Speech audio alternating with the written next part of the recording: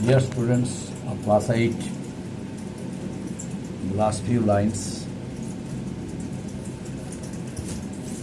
Now I am going to complete it, teaching of the last few lines. Then teaching of lesson number 2 will be completed. Now open at page number 27. Open at page 27. Impact of imperialism on India. Impact of imperialism on India. What is this impact of imperialism on India? You see, the time when the British established their colony in our country, India, the situation of the country was not as worse as they made it. They came to India as traders. For over a century, they remained mainly a trading company. But the conquest of Bengal gave them a complete foothold in acquiring political power in India.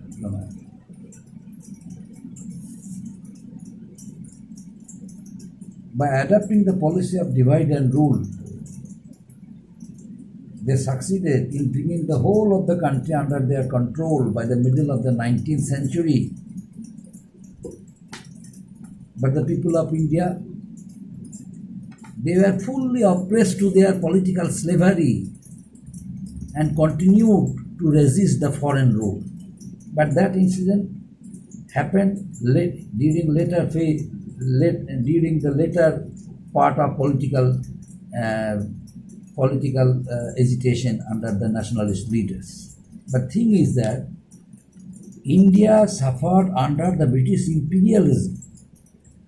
They suffered a lot for almost 2 centuries.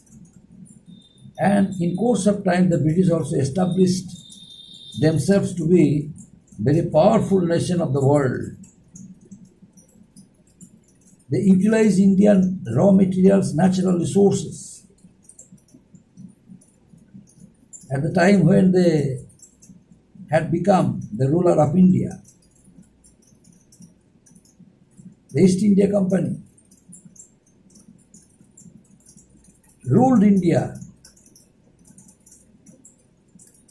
and profited greatly from our country, India. That's why it was said that India was said that crown jewel of British Empire. Crown jewel of British Empire. Why?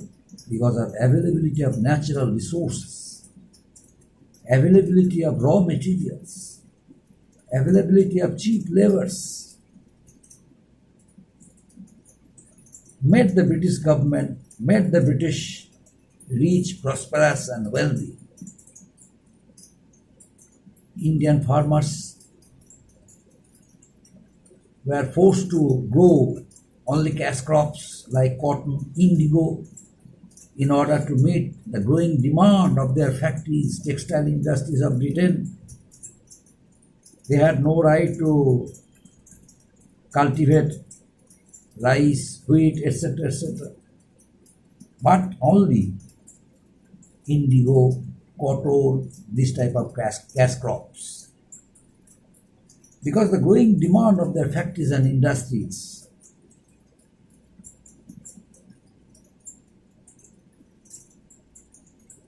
force the Indian peasants and farmers to cultivate only cotton and indigo.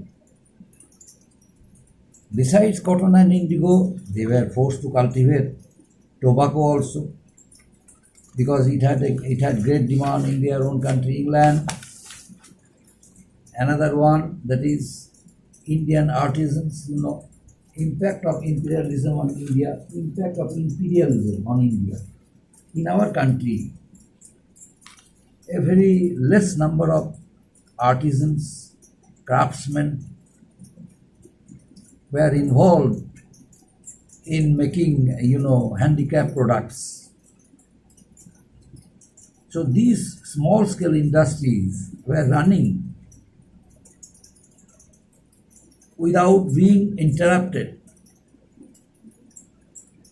They could earn they could earn money and meet their expenses. But suddenly the British established their colony in our country, India. Naturally, these artisans, craftsmen, they all became jobless. They could not compete. The British manufactured goods which were produced from their own country, England. As a result of it, they all became jobless workers. So the British forced them to work in their factories and industries. As a result of it, the large-scale industry occupied the large market of India, and Indian handicraft industries were ruined due to British policy of exploitation.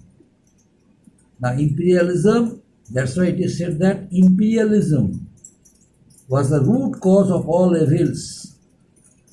The drain of wealth of India, which the British drained off from our country for making them more and more prosperous, rich and wealthy, the British government did not allow anyone else to interrupt their way of framing policies. So whatever policies they framed, these all were against the Indians. Later on, under the nationalist leaders' movement and programs, the rule of the East India Company was called off, and instead of the rule of East India Company, the rule of Queen Victoria was proclaimed. But still, the problems of the Indians were not solved. The British kept on pressurizing Indian people to accept, to consider all their policies to be fruitful to them. But the Indian Congress leaders, they organized a number of movements and agitation against the British government, and finally India became a free country. Today's teaching is completed, and the teaching of this lesson number 2 is completed. And which homework I shall give you, I shall later think it out. And now, next day I shall teach you lesson number 3. Before I teach lesson number 3, you please go through lesson number 2. If you have any problem, you can give your doubt in comment box. I shall try to reply.